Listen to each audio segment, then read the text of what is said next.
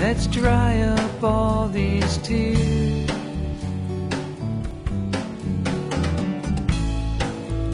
and conquer all our fears.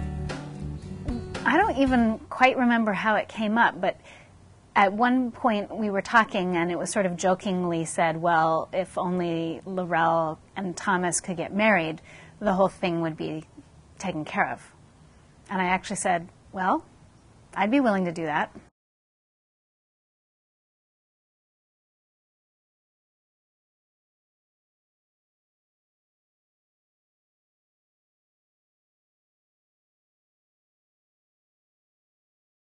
It's been a number of years since I talked about Tony and Thomas's departure from the United States.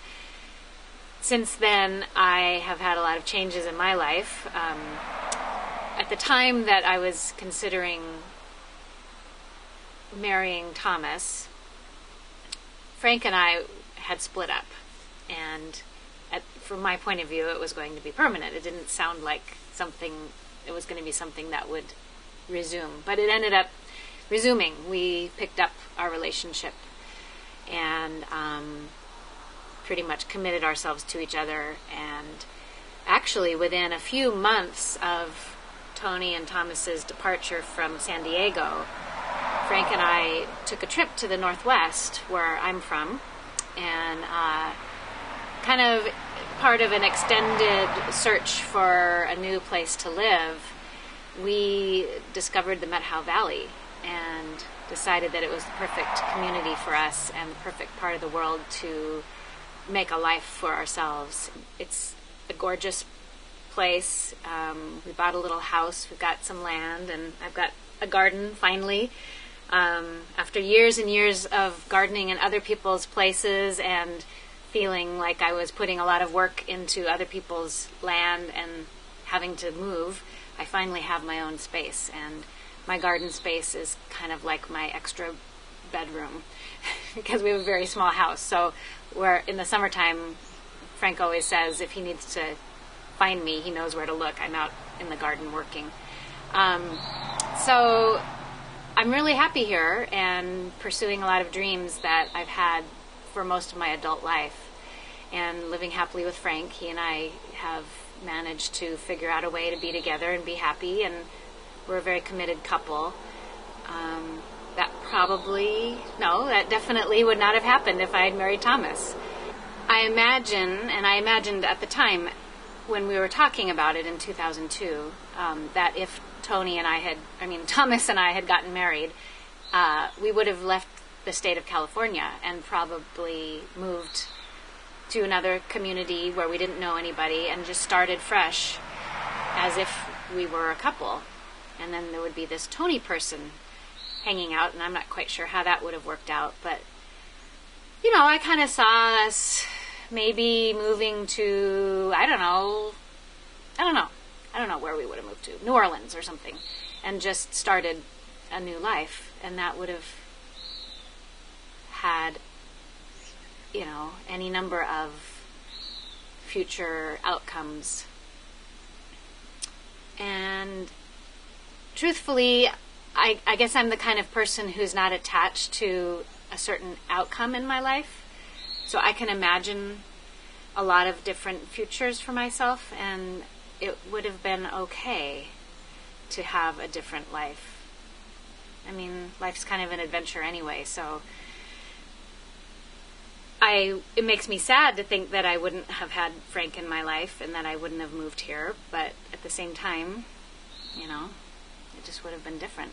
And my friends Thomas and Tony would have been able to stay here had we not gotten caught by the immigration people. So that's kind of how I feel about that part of the story. They have their blog, Contemporary Nomad, and I look at it at least once a week, probably more, depending on how much I'm on my computer, and maybe sometimes daily if they're updating their blog daily, and I look forward to it. I feel like that's my connection to them, and it's reassuring to me to get updates. I actually really like it when they post stuff frequently, because then it's like, oh good, they're still alive and I can know that they're still happy and safe.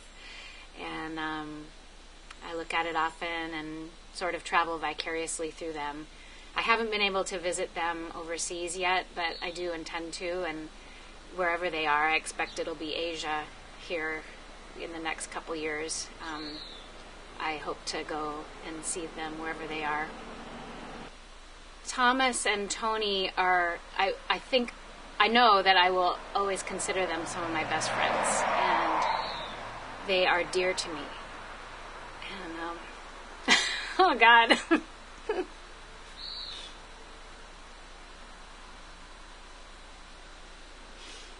I don't think I can talk about crying.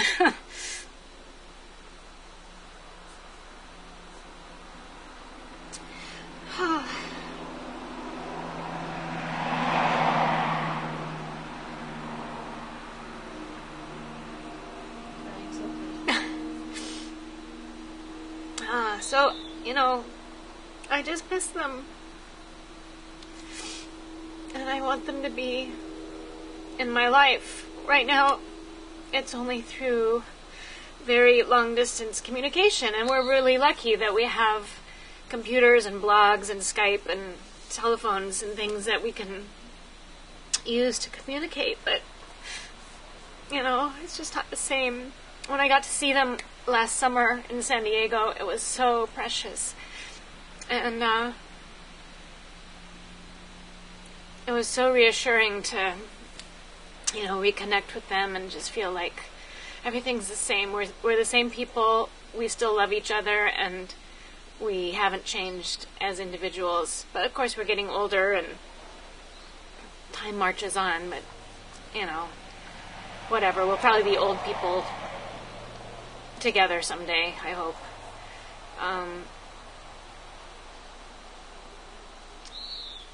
It's not often in your life when you come upon people who, just mean so much to you and who you connect so deeply with.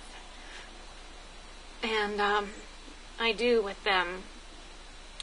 And, Tony and I are like brother and sister. We fight, and then 2 minutes later we're fine. And I always used to unnerve people at school because we would fight during breaks in the teacher's lounge, and then we would walk away and be fine, and people would be like, "What's wrong with you?" So, but we still have that connection, and we just have a very unique way of communicating and connecting with each other. It's hard to explain, but we just always understand what the other person's talking about.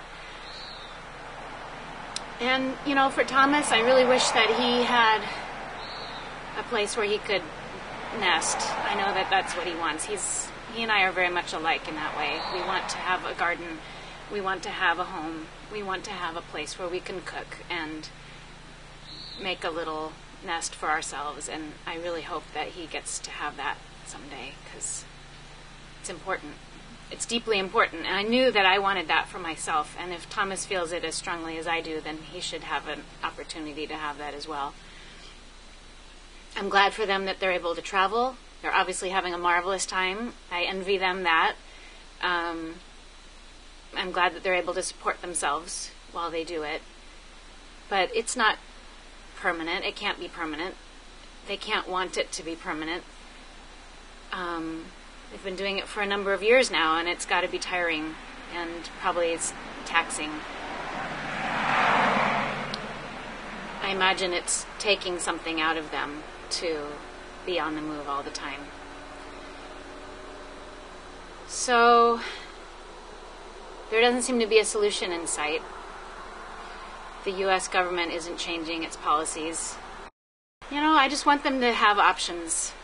Everybody wants options. Everybody wants to be able to be in control of their life and say what it is they want to do and where they want to live and who they want to live with. It's something we all assume is a right, but they can't assume that. And I think, the majority of the American population doesn't know about people like them, and they don't understand that my friends are not able to move freely or stay in the United States, which should be Tony's right in particular, and Thomas is right as Tony's permanent partner. We're just in a limbo.